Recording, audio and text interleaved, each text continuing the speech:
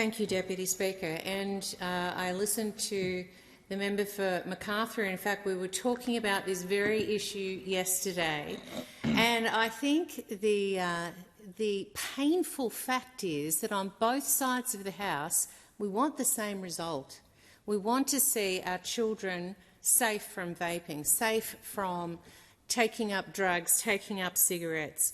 At this point in time, at this juncture, we have a different way that we want to get there. Around 10% of vapers are purchasing their product via the prescription model. Let's remember this has actually been in place since the previous health minister. Around 90% of vapers are not.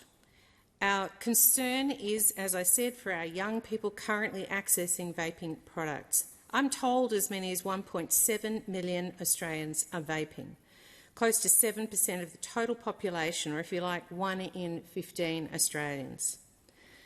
Compare that with 1 in 21 Australians being a member of an AFL club.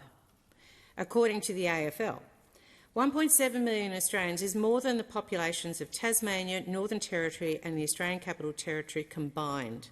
1.7 million Australians is more than the number of Australians who are over the age of 80 years of age. I draw those random examples to point out the number of Australians vaping is a significant proportion of the population. By no means am I saying vaping is good for your health, and we've heard plenty about why it's terrible for your health. However, that is the scale of the situation that we are facing here in Australia. The government proposes a prescription-only model, or to continue the prescription-only model, and anyone vaping without a prescription will be deemed a criminal. Let me also remind the House yet again that Labor has a blind side, and that is regional Australia. In the regions, we have a higher prevalence of tobacco addiction, but yet again we see the government taking a metropolitan-centric approach to policymaking. In fact, the latest data from the Australian Institute of Health and Welfare indicates that people aged 14 years or older living in a remote or very remote area in Australia have a smoking rate of 19.6% and are more likely to smoke daily than people living in inner regional areas and major cities, 9.7%. According to the AIHW, there are two groups of people who use vapes, and I quote, "People aged under 30 were more likely to nominate curiosity, while people aged 50 or older were more likely to use e-cigarettes as a cessation device." The voices of regional Australian voters in my electorate of Mallee in northwestern Victoria have shared their stories with me of vaping.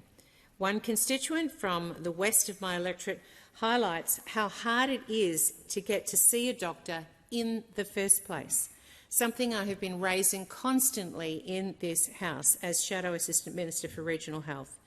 This constituent says, and I quote, "I cannot even get an urgent doctor's appointment for shingles vaccine within a week, let alone to get a prescription for smoking cessation.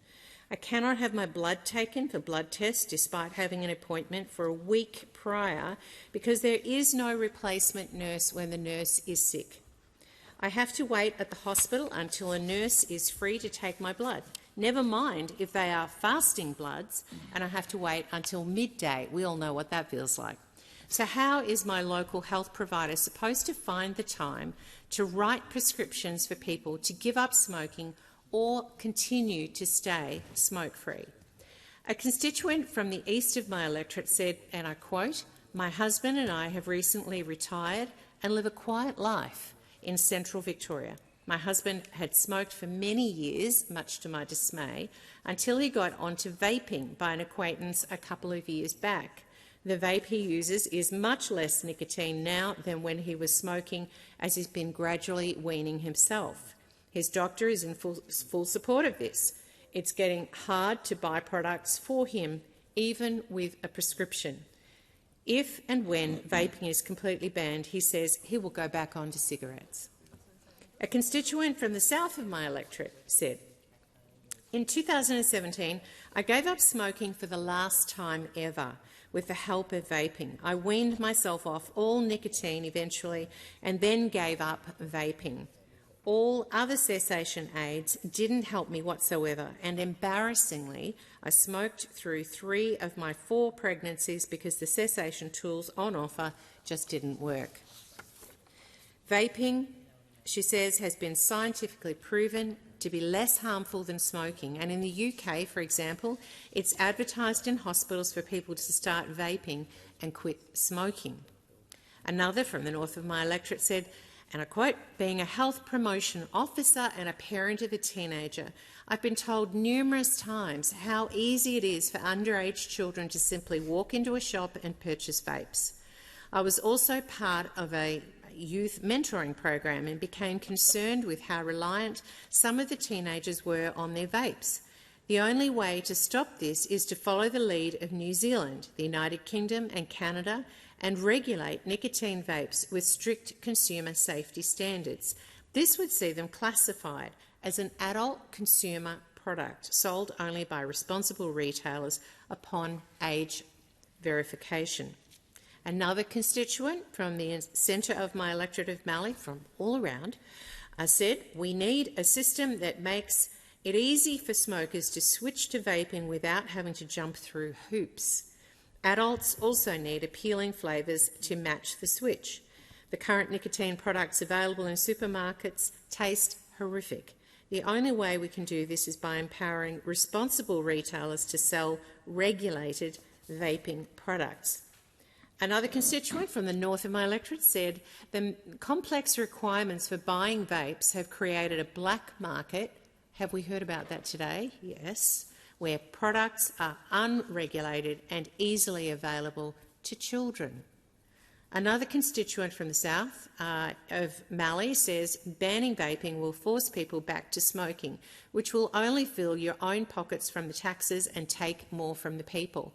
Now, the thing that strikes me about all these emails that I've received this week and more is that they are all pro-regulating vaping, having the controls that we need in order for people to be able to buy products that are known to be less harmful than the horrible products bought in some of our black market shops. Deputy Speaker, when it comes to my purpose in this place, I represent the people of Mallee, as I did with the government's wasteful referendum, as I have Australia's future energy mix and opposing the reckless railroading of electricity transmission lines through Mallee and turning my electorate into a wind turbine pincushion.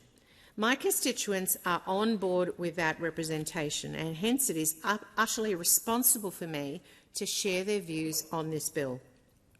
As Shadow Assistant Minister for Regional Health, I refer back to one of the first quotes I raised from a constituent in the west of my electorate who can't even see a doctor. How on earth does Labor believe their prescription model will work if people can't see a doctor for shingles, vaccines, or their myriad of other health issues? Labor robs the regions to buy votes in the city, as they did in expanding the distribution priority areas for international medical graduates. In the first 6 months of that policy, there was a 56% increase in those doctors leaving the regions for metropolitan suburbs. Labor has bled the regions of doctors, and that's the term used by the Rural Doctors Association, not mine.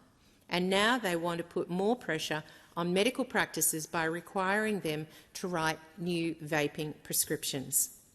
Health Department data indicates around 450,000 people are seeking vaping prescriptions under the current model, but under what Labor is proposing in this bill, 1 million people more will seek those prescriptions. While Fred and Vera are holding hands in an overflowing regional Australian clinic waiting to see their doctor, they'll have to wait for Tom, Dick or Harry to get their vaping scripts.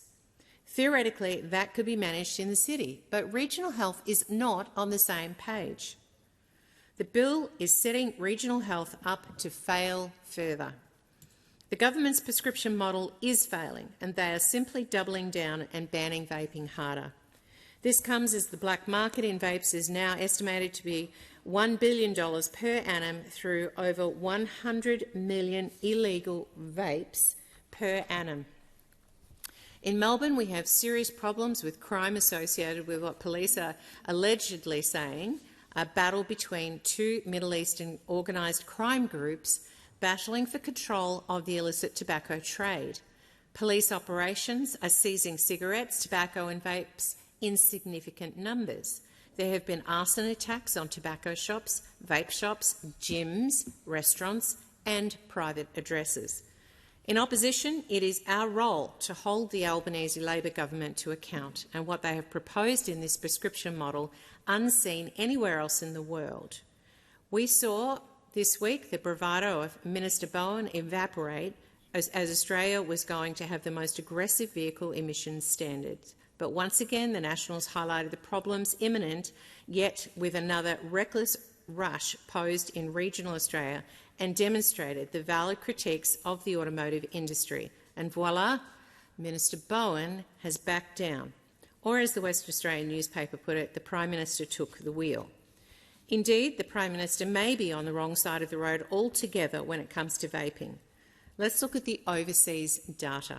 In the UK, where vapes are regulated for those over 18 years old and banned for those under 18, more than 50,000 smokers stopped smoking with assistance from a vaping product in 2017, with a 33% reduction in smoking in the 4 years to 2022. In New Zealand, there was a 39% decline in smoking from 13.7% to 8.3% over 3 years in New Zealand since vaping was legalised and regulated in November 2020. I am told the Maori smoking prevalence declined by 35%.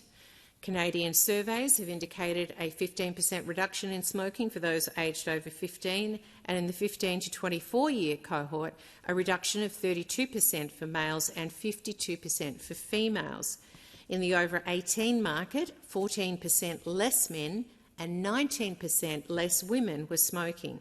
And there are huge reductions in smoking rates in the 18 to 24-year-old age bracket, 42% less for men and 53% less for women.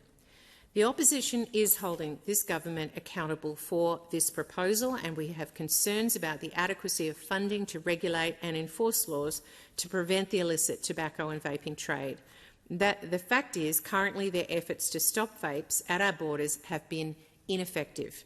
We've also seen the peculiar footage recently of Therapeutic Goods Administration offers with TGA emblazoned on their flakjacks, SWAT team or FBI style, raiding a smoking shop. Is the TGA really well equipped to run policing operations potentially in situations where organised crime might be involved? Labor is spending some $700 million to fight vapes as illegal products, yet they are foregoing potentially, if this is where the public policy goes, $4.2 billion in annual tax revenue if a regulatory model was adopted, which could go into regional health. What a great idea. All the alternatives need to be considered thoroughly and costed, so we take this moment to seriously address this public health issue. As Shadow Assistant Minister for Regional Health, I urge the government to consider the higher prevalence of smoking in the regions, the use of vapes to quit, and the maldistribution of doctors away from regional Australia. The very overworked, under pressure medical practices in Mallee and across regional Australia are the very ones Labor is going to pile more pressure on, with potential tripling of vaping prescription consultations. Will Labor provide special funding to primary care providers in the regions for this burden? I won't hold my breath. Deputy Speaker, the Coalition wants this bill thoroughly examined by a Senate committee, and we will be moving to do just that in the other place. This is a very serious topic, and this government's crash-through approach on policy could yet again result in a backflip, a U-turn, a realisation their bluster doesn't match the reality around the world. And as an opposition, we will be holding them accountable for their missteps on this very serious public issue.